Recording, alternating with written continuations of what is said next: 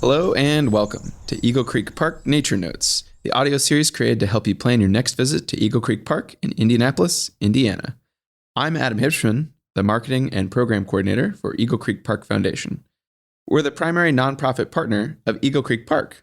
I'm fairly new to this role, but I've been coming to Eagle Creek Park for more than 10 years since I moved to Indianapolis, and have found ways to connect with the outdoors throughout my entire life. Marty Risch here. I worked at Eagle Creek Park in the 1970s as a ranger, and then I went on to a 40-year career as an environmental scientist for the state and federal government. I'm a member of the Eagle Creek Park Advisory Committee and a weekly volunteer with the trail crew. We lived next to the park for 40 years, and I still explore the west side regularly, and I'm glad to be here with you, Adam. Thanks, Marty. So listeners, a short while ago, Marty took me on the most interesting hike that I've been on while here at Eagle Creek. We started on the north end of the West Side Trail and hiked about 1.7 miles southward before returning. During that hike, Marty taught me all kinds of things, but chiefly taught me about the massive trees and major water systems in that section of the park. More broadly, we also talked about the ecosystems and natural history of that area. Today, we're going to recreate that experience in an audio format so you can listen while you hike.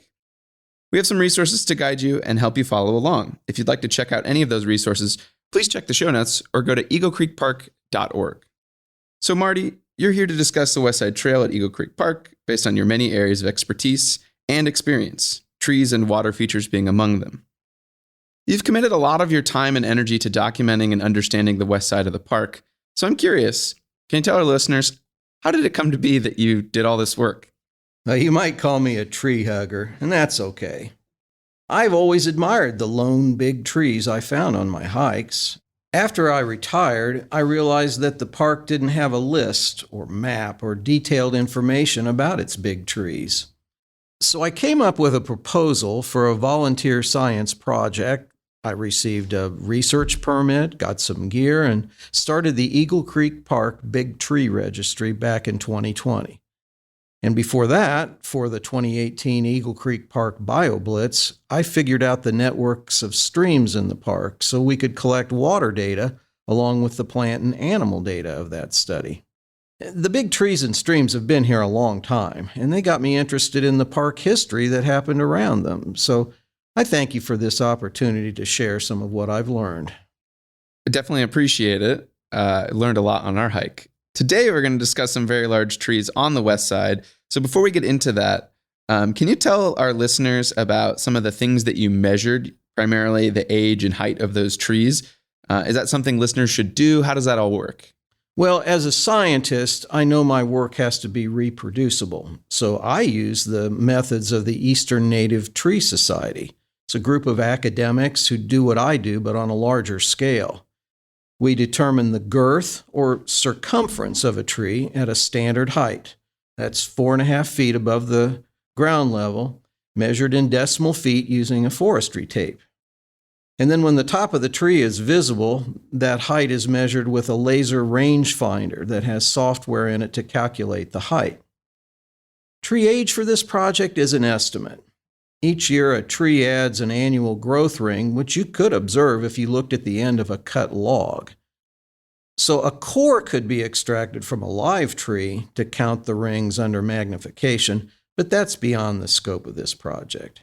Instead, a tree species-specific growth rate factor is applied to the girth in a formula that provides the estimated age. Different tree species grow at different rates, so that rate then adjusts for a slow-growing or a fast-growing tree's ability to add size to it. And in the end, that age is the number of years since the tree was a sprouted seedling. So we talked about this on our hike. I took that information and figured out what my arm span is so that if I don't have a tape measure, I could do it. So I'm just about 5'9", about 69 inches, and I just recently measured my arm span officially at 73 inches. So it's only off by a couple of inches, about 4 inches. So listeners, if you want to go hug a tree and find out its circumference to estimate tree ages, this is something you can do with this information. Yeah, I think that's a shortcut. I mean, the 4.5 foot height is approximately at the bottom of your arm, and if you reach around it with another person about the same size, you would measure a tree girth of about 12 feet. Generally, two adults will capture a tree girth of at least 10 feet. So I've been using 10 feet as a threshold to include trees in the Big Tree Registry. But of course, that depends on species. There are some that are the biggest of their kind, but they just don't grow that large. So Marty, can you set the scene for this hike through the West Side Trail? Where are we parking? Where's the trailhead? Remember that listeners have access to a map of the west side of the park. Yeah, so West Side Trail has a 5-mile main section that we will travel today. Your map will show the entrance to the trailhead parking area. It comes off of Fishback Road, then has a lane inside the park that leads to the Eagles Crest building. You won't go that far. You will first pass a trail crossing that's on your map, find a good parking place, and then you'll proceed to the next trail crossing. That's mile 0 on your map. Then you're going to head south on the paved path until that paved path begins to curve right. And at that point, you will exit the paved path and take the forest trail to your left. If you follow the brown trail signs, you will be on the right trail. It's well marked. And now we're on our way. That's right. And listeners, if you're not so good with directions, there's some soccer fields. Walk away from those soccer fields into the woods. That's where we're headed, down that paved path and on our way. Before we get to any of the features that we're prepared to talk about, you taught me something really interesting that's right there at that entrance. There's actually a couple of them. But you pointed out something called a tree plantation, or it might have a more technical name. Can you tell us what a tree plantation is, what it's for? Yeah, you'll see a tall fence on your right, and it encloses a plantation of young trees. Now, these are replacement seedlings for heritage trees that were removed at an unnamed construction site somewhere in Indianapolis. But the city ordinance says they need to be replaced if they are removed. And it's usually not one-for-one replacement. The bigger the heritage tree, the more replacement trees are required. And the seedlings are fenced to protect them from wildlife like deer that would browse the young tender seedlings. I know this plantation has been here for more than a decade, but I don't even know when it was installed. So now we're headed south on the West Side Trail. What are some of the first features that we should be on the lookout for? Well, of course, you're going to be heading due south after you've entered the forest onto the unpaved trail. The trail's going to make a hard right, head north. As it makes a bend in the trail, it's going to cross the first bridge. And I'm just going to tell you about a few of the streams there because, well, at least I find it interesting to know that this first one, for example, is the longest of two tributaries to one of the main creeks called Crest Branch Creek. And so this tributary starts entirely inside Eagle Creek Park and flows south to join the main stem of Crest Branch Creek near 65th Street. Now, as we continue down the trail, kind of curving south and then back north, and you're going to enter a part of the woods that just seems older, and stop for a minute, and on your left will be a big tulip tree. And it will be one of the biggest trees you've ever seen until you turn to the right and you'll see an even larger tulip tree. Now, these are relatively fast-growing trees. The large one on your right is 14.9 feet in circumference, 105 feet to the top of it. But it's about 170 years old, so it began its life in the 1850s. The tree on your left is 12.9 feet in circumference. It's about the same size as another tree on the east side of the park, although this one is not quite as tall, and it probably began its life in the 1870s. And if you get your eye tuned into identifying a tulip tree, you'll see there are several more large tulip trees right at this bend in the trail. So listeners, a couple of notes on that. First of all, I got to pause and say how significant it feels to me personally to stand under a tree that was born before the Civil War, as an example. And we'll actually talk about trees much older than that. So if you ever come across these trees, if you do follow this hike, take a minute and think about how much time has passed since that tree was born. And also, here we discussed how trees can sort of talk to one another and how they can share nutrients with one another. Marty, can you tell listeners how these trees are interconnected? Yeah, beneath the trees, their roots extend outward and downward. And their roots are meshed with other plant organisms, such as fungi. And this subsurface network links the older trees to the younger trees. It's linking the mother tree to the offspring. And it also connects trees of different species. And through this subsurface network, trees do exchange carbon and nutrients like nitrogen. Now, strong trees can help weaker trees. And scientists learned about this by injecting tracers into trees those tracers were then detected in different trees. So they knew there was this subsurface connection, and they proved it. And I think of it like this: if you tug on something in nature, you find it's connected to everything else. And it's a good reason to leave an old forest intact. Okay, so what's next on our hike? Well, I want you to stop and look around a little bit more, because in this old forest, there's been limited disturbance. It's not just because the trees are old, but the understory is more open because it's the native, natural understory. Now, there are woodlands in the park, quite a few of them actually, that were disturbed in more recent years. The land was cleared. It wasn't replanted with a plantation of trees. And so in those places, trees did regrow, but the understory became thick with non-native invasive shrubs and vines and thorny species that actually outcompete the original understory. And those woodlands are not in balance. They support fewer wildlife. So look at both the tall trees and what grows beneath them.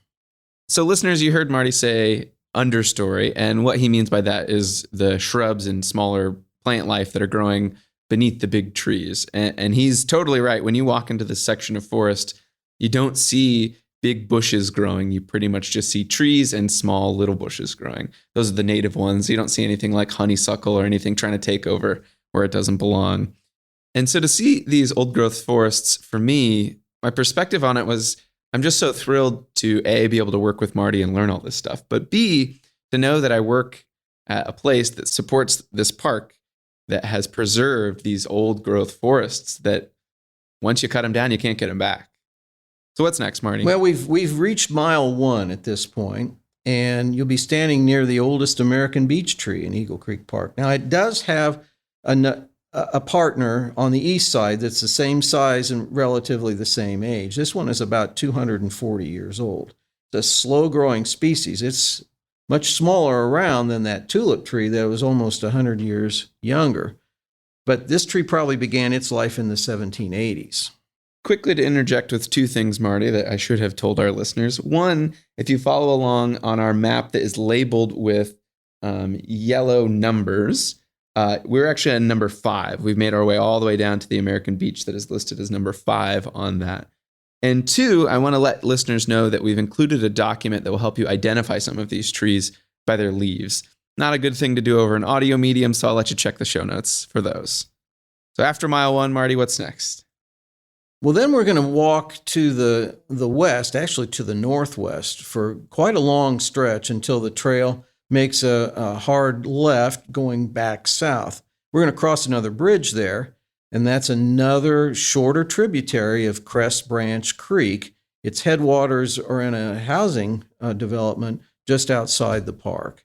And as we walk along this ridge top, you'll be looking down into a real pretty ravine with this creek at the bottom of it. And so it's useful to me to help you know these streams as you follow them. Then we'll continue south for quite a ways, and the trail will dip below a slight rise. Stop for a minute. Look to your right. Up on this rise, you'll see another tree plantation. You'll see the fence for that, but what you will see is the largest, oldest bur oak tree in Eagle Creek Park.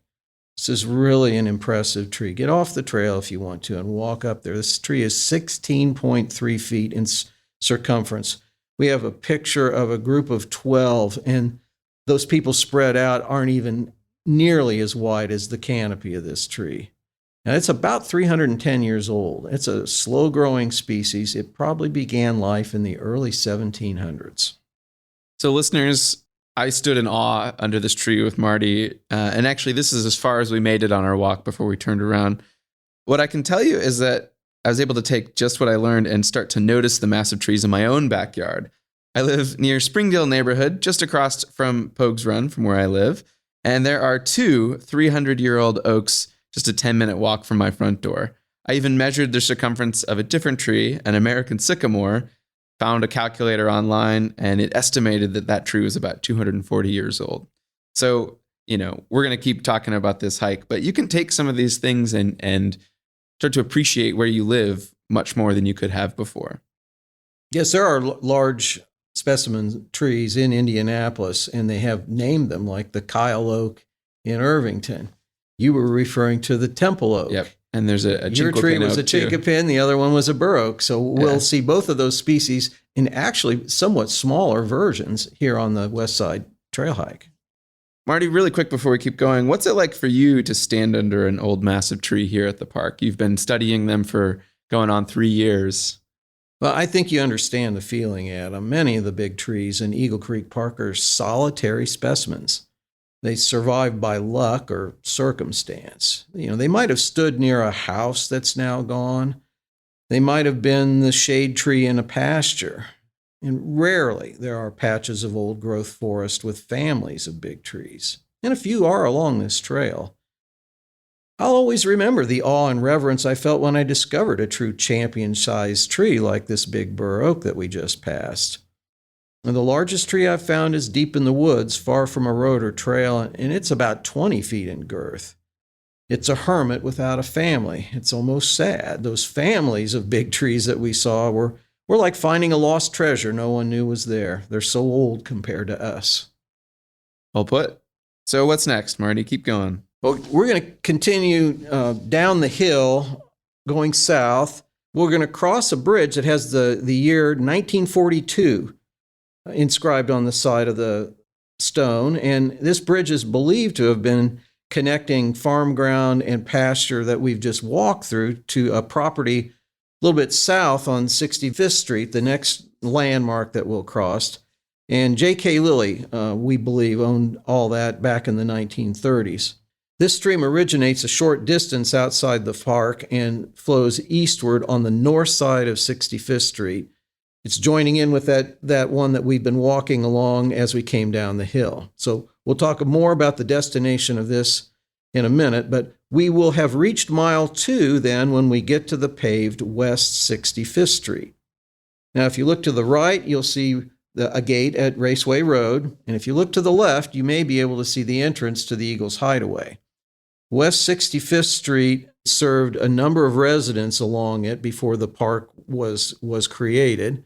It served Eagle Valley Farms that was owned by J.K. Lilly and operated in cooperation with Purdue University before the reservoir was constructed. They had a dairy operation down in the Creek Valley before we had the reservoir. West 65th tees into the best-known north-south road on the west side, which is Dandy Trail, and some of that is still intact, and you can walk along that. And then as we cross West 65th Street, the trail continues south. We're going to approach what is now number 10, and that's Eagles Crest Creek. And that's a creek that flows all the time, just like the creek on the north side of 65th Street, Crest Branch Creek. Call those perennial streams. Groundwater keeps the flow going even in dry weather. And the bridge that we're crossing now is crossing a stream that comes out of Forest Lake on the west edge of the park. And then Eagles Crest Creek and Crest Branch Creek continue down on both sides of 65th Street and join together on Old Dandy Trail and flow into the reservoir. And this will take us to mile number 3. So, Marty, we've passed mile marker number 3. Just a little ways past that, we cross a large bridge. What can you tell us about? Yes, it's interesting that this stream, this ravine, that this enormous bridge really spans is not a perennial stream. It only flows when it rains because this area is draining part of the Eagle Creek Golf Course. However, because the West Side Trail threads kind of a narrow path here between the golf course and the Eagles Crest Nature Preserve, they had to cross this deep ravine, and thus we have this grand bridge. Now, we've walked a long ways since the last bridge that I talked about. There are several intermittent streams with small bridges on them. But I want to direct your attention now to the next big feature on the trail, labeled as 15 on the map. And we are now at Lily Creek. Lily Creek is another perennial stream, and it comes a long way. It comes from 3 different housing developments along Raceway Road, and one of those is a really new, large one. And the water that comes from those then flows into Eagle Creek Golf Course, through some culverts and forests, and then into the nature preserve, and comes under this large boardwalk and bridge structure that we're following here. Now, Lily Creek will head further toward the reservoir and join with Eli Creek, which we will cross at our next bridge.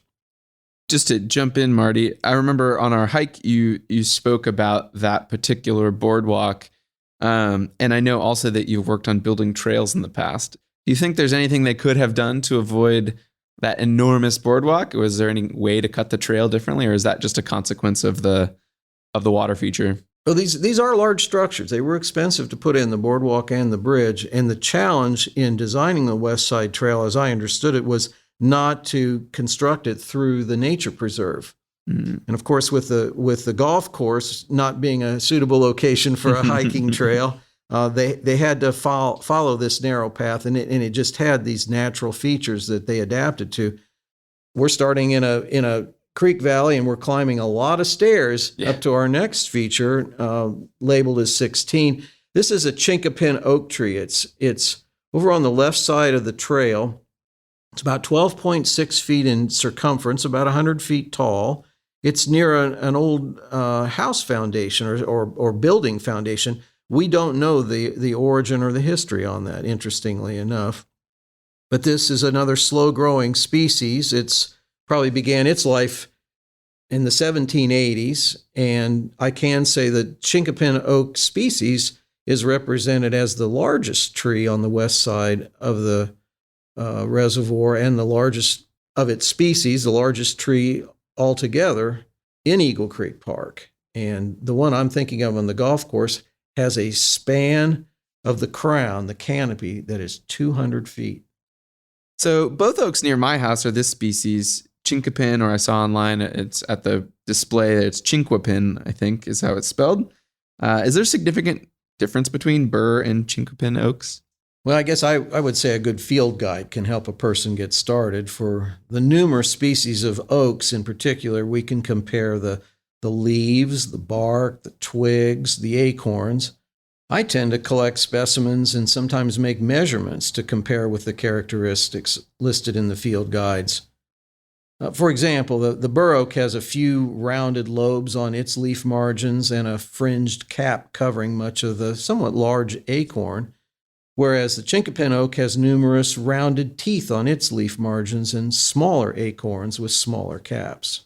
And listeners, if you want to check out the subtle differences between the different types of oak leaves, you can check the show notes for that document. Okay, so what's next, Marty? We've reached about mile 4, and the trail is crossing a bridge over Eli Creek. I mentioned Eli Creek before. It originates at the west edge of the golf course, flows through a small man-made lake on the east edge of the golf course.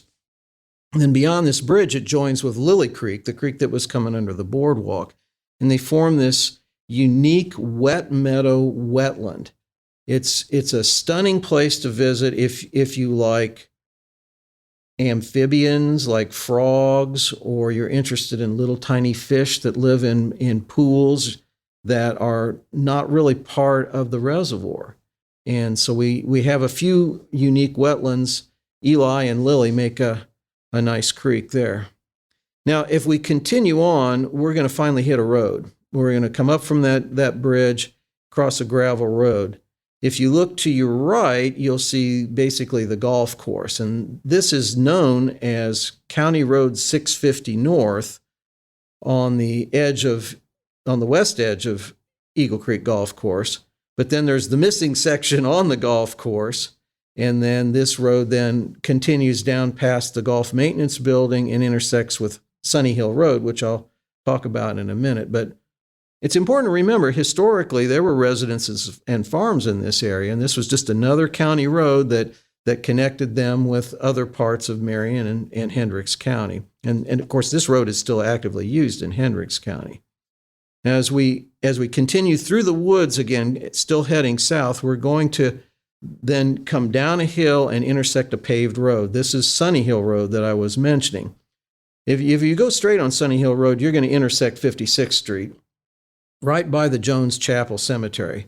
This is a real old cemetery. It has gravesite markers from the period of time when this area was being settled in the 1800s.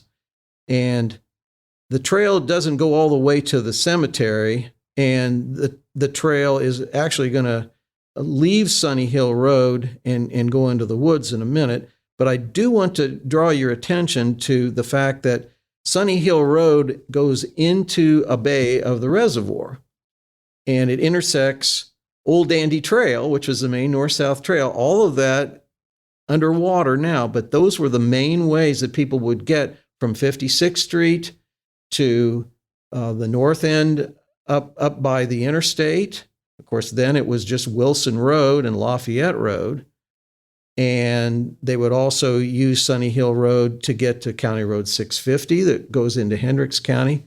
And then up on the hill on the north side of that bay is the site of the famous Knoll House, a big white mansion that you can still see a little bit of the driveway on the top of that hill. Well, we're going to continue down Sunny Hill Road now. We're going to cross over a bridge that you might not even realize is there. It's covering DeLong Creek, another major year-round flowing stream that comes from Hendricks County through Manor Lake and then passes through the Eagle Creek Golf Course and goes into the reservoir in that bay that I mentioned. And we will now be approaching mile 5, which is the end of the trail. Okay, listeners, so we're about to go to number 22 on the map, and we have a special surprise for you, which is we're actually about to go visit this feature. It's the Big Burr Oak. Marty, what can you tell us before we head over there? Okay, in order to get to the last spot that Adam and I would like to share with you, I'm going to pick up where we were on Sunny Hill Road. The trail will turn left, follow the brown trail sign markers. It will cross a bridge, go into the woods and climb a hill and intersect with the South ADA Loop Trail. You can take either of the loops, but eventually you will descend down toward the Big Bear parking lot. You will have reached the mile 5 marker of your long walk. And congratulations for taking this journey. As a reward, I'd like for you to go to the east end of the Big Bear parking area and take a short spur trail that goes up to an Overlook platform. And by that platform is another very old Big Burr Oak. It's about a 250-year-old tree. There's actually a champion tree sign near it to give you a reminder that this tree is 13.2 feet in girth, and because it's slow growing, it probably began its life in the 1770s. And all this time, it's been growing here. It's watched a great stream valley change into a reservoir, and you can look up and down the reservoir and see what this location has always offered the hiker as a view. One thing that you will see that it's been there since the late 1960s is the dam that created Eagle Creek Reservoir. I know I learned a great deal, and I've been able to apply all of the things you've taught me, Marty, into my own life, and it's helped me appreciate the nature around me. What do you want our listeners to take away from the time that you and I have spent together? What have you learned through your process of cataloging all this natural beauty?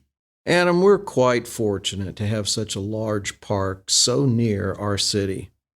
You can be near the wind and waves of the reservoir or sit by a stream in the quiet solitude of the forest, out of sight from human activity. There are more miles of trail in the park on the west side or on the east side of the reservoir than most people could walk in a day. I can say I think that you will see something new every time you visit. Well said. So, listeners, Marty and I took a little field trip over to Bear Overlook, and you might be able to hear some of the cars going by on 56th Street. We're standing here under what was item number 22 in our podcast that we were just speaking about, the Big Burr Oak. So, Marty, I kind of want to just ask, can you set the scene for our listeners? Where are we? What are we standing under? Tell us what you can. We're on a bluff above Eagle Creek, and this Burr Oak has been growing on this bluff for a long time, over 200 years. It overlooks where the stream that I refer to as DeLong Creek would have intersected with Eagle Creek back in the day. The original path of Eagle Creek curved below this bluff. This is such a good place to tie all those elements that I was talking about together. So Sunny Hill Road comes into this bay that you will see to the north of the platform. The Knoll House set up on that ridge that we're looking at across this bay. Old Dandy Trail intersected with Sunny Hill Road somewhere below this bluff. Dandy Trail is, the old one is underwater. Now there is a Dandy Trail on the east side of the reservoir, and back in the day it all connected with this north-south path on this side of what was then Eagle Creek. Another cool thing about this spot is that you can see the whole reservoir. If you look north, you see a building which is the marina, and beyond that is the old cofferdam for the bird sanctuary. If you look to the east past this grand old oak tree, you'll see the swimming beach and the location where they monitor the finishes of the rowing competitions out here. And then if you look south, you see the causeway on 56th Street. Crossing the reservoir, you see the intake tower for Citizens Energy public water supply. And then if you look about as far as you can see to the edge of the horizon, that's the dam that holds back, well, I think it's over 1,300 acres of water here. So, listeners, we're standing on this raised platform that is about 200-yard walk from the end of the parking lot, and we're under this massive tree. Marty, what can you tell us? Right now we're looking at this tree in early November. What can you tell us about looking at the tree right now? One of my favorite times of year to look for big trees is when the leaves come off. Even though the leaves make for the beautiful forest that we have, the bulk of the tree stands out in a forest as, this dark shape that sticks up high. And I use that as a guidepost to find some of these big trees. One thing I noticed, Marty, is that the crown is quite wide on a tree like this. Is there some reason that it would have grown maybe wider than tall over its lifetime?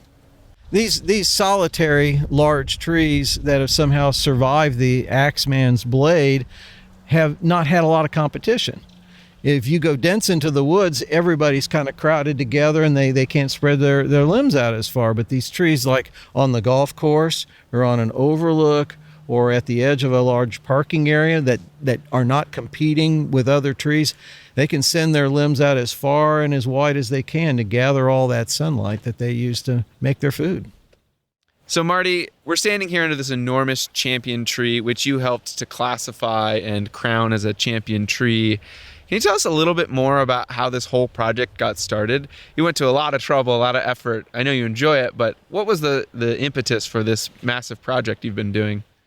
Adam, it was the death of a tree that sparked this project, I'm sorry to say. I spent so many years hiking around the west side of Eagle Creek, and in this time of year when the golfers weren't out there, I like to walk across the golf course too. And in the back corner, kind of near that big boardwalk over Lily Creek, there was a lone tree that sat on the top of a hill, and one day it wasn't there.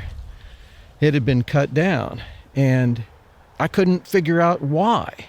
It wasn't dead. It wasn't dying. Apparently it was in somebody's way. And so I made every phone call I could to city officials, and I found out that it had been cut down without permission. And I realized that it was probably ignorance. And when I say ignorance, I just mean lack of knowledge. People didn't know that a 300-year-old tree is extremely rare in the city, definitely rare in Eagle Creek Park. And so it made me think, well, how do you correct a lack of knowledge? Maybe if I could prove to others they would join me in asking that these older trees be defended because we know about them. We know how few of them there are and how grand they can be. And that started my Big Tree Registry. The city was nice to me, the park manager and the other officials that deal with land stewardship acknowledge, hey, you're doing this on your own dime. It's a volunteer project, but it does add to, I hope, other people's enjoyment of the park to know about these trees, and hopefully it will protect the rest of the old trees by having this knowledge out there. Well, I hope I've made it clear to you that it's enhanced my understanding and enjoyment of the park and my life in general. So thank you for that. And Marty, what you've talked about is a lot of what the foundation strives to do, to preserve and protect Eagle Creek Park. So thank you for all your hard work. To see full episode transcriptions and to learn more, visit eaglecreekpark.org. Subscribe or follow the podcast in Apple Podcasts, Spotify, Audible, or wherever you listen to podcasts, so that new episodes will be delivered to you as soon as they're available.